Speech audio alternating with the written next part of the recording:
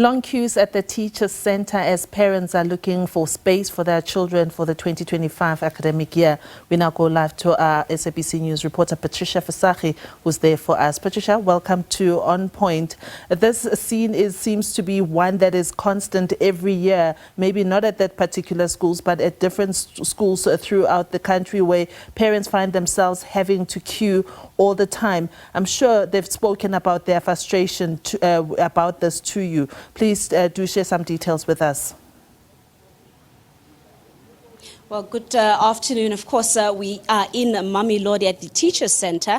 This is one of many in the capital city.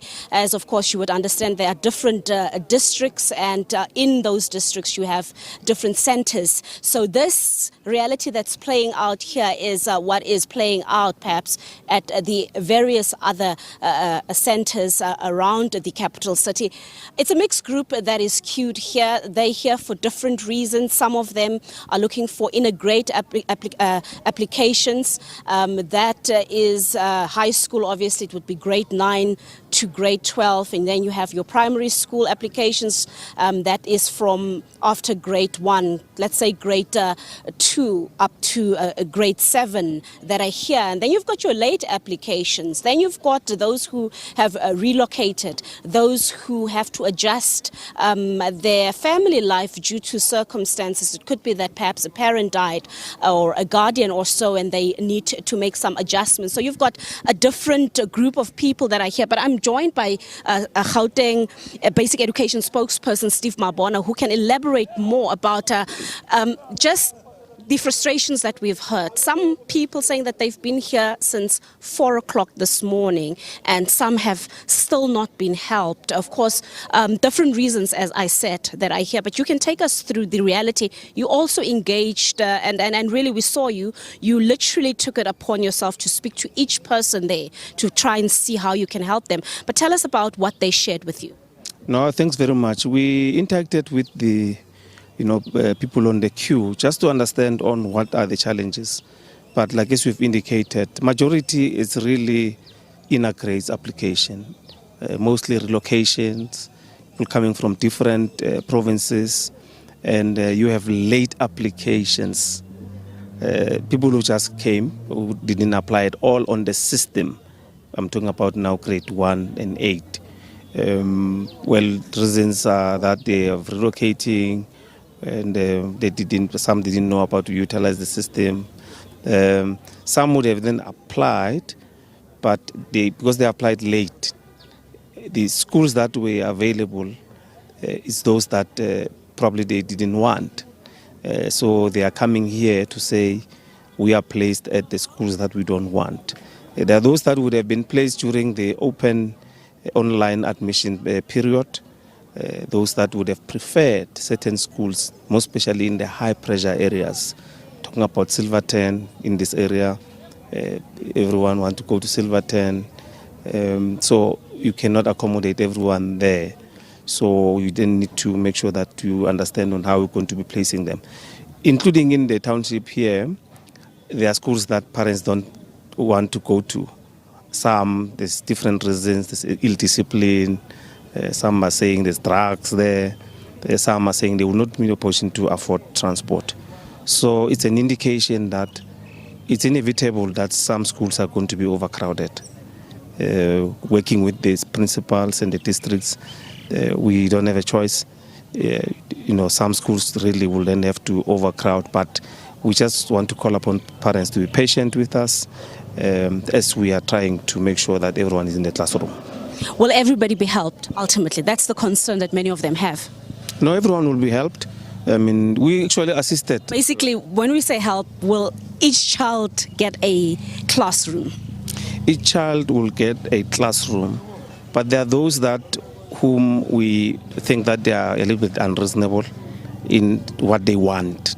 And we will not always be in a position to give them what they want, but we'll come closer to what we can assist them with. Like for instance, the parents that apply to any school which is outside the district, we must bring them back into the district and make sure that we place them appropriately. So those we're going to make sure that we give them space, as it were. There was also a very controversial concern earlier by a parent who says that she's got a grade 11 learner who has failed in a different province, and she's now looking for space. She's gone to different schools, but they do not want to accept her child because he failed. And she was given a very controversial answer that her child's performance is going to affect that set school's pass rate. Look, yes, indeed, it's quite difficult to place a child that would have been retained in a certain grade.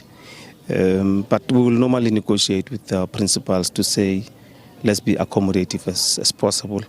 We understand that some will be looking at their pass rate, but it cannot come at all cost. We need to be accommodative and also check on the environment that we are in and be accommodative. But parents as well, they cannot relocate children because they failed. It should be circumstantial. There should be an emergency. Maybe a parent that was staying with or a guardian might have passed on or any other reason. But it can't be that you fail from this school and then you must be relocated to another school. It's a little bit unfair to the child and to the school that one will be going to. But all children must be in a classroom. It's our constitutional obligation.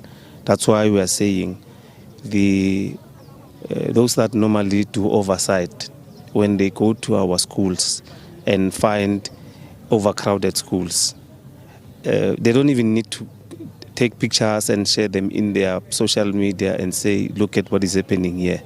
We are aware that we're going to be having overcrowding. So it's something that we know. So we don't want opportunistic people to go to our schools and want to be glorified telling us about overcrowding. Whose child must stay at home if we don't overcrowd our schools? Because we are highly pressured. So if there's nothing for us to do, we will really have to overcrowd and make sure that we augment with mobile units. I mean, there are schools that they can't even accommodate mobile units. Then it means those classes must be more than what you will expect. You've got 30 seconds. Yesterday we saw chaos at Acacia Worshwell. Well, it didn't get out of hand. Parents burning tires, blockading roads there, demanding answers as their children that live in that particular community are not placed. Some of them, of course. Just 30 seconds. What's your reaction to what happened there? Yes. No, but majority of those parents, they are placed. There's a school that we have introduced. I mean, there's a satellite school that we've introduced there. It's a railway. We have a Teresa Park. But because those are mobile units, they don't want a mobile unit, they want a brick and mortar. Those schools are teaching. We've introduced the satellite, and they are working very well. I mean, we were actually announcing that there's a school in Johannesburg West that gave us 100%, and they're a mobile unit. So it's a myth that mobile unit will not give you what you want. So we just seek patience. Don't burn tires outside the school. Work with us. Let those children go to school, because we have started to teach the railway learners. We have housed them at Amanda Sech interimly. Once they are done with their satellite around May, they are going to be moving into their satellite school. All right, thank you so much. Of course, we have run out of time. We keep on monitoring what happens here and, of course, other parts of the capital city. For now, we toss it back to studio. Thanks, Patricia Visagie.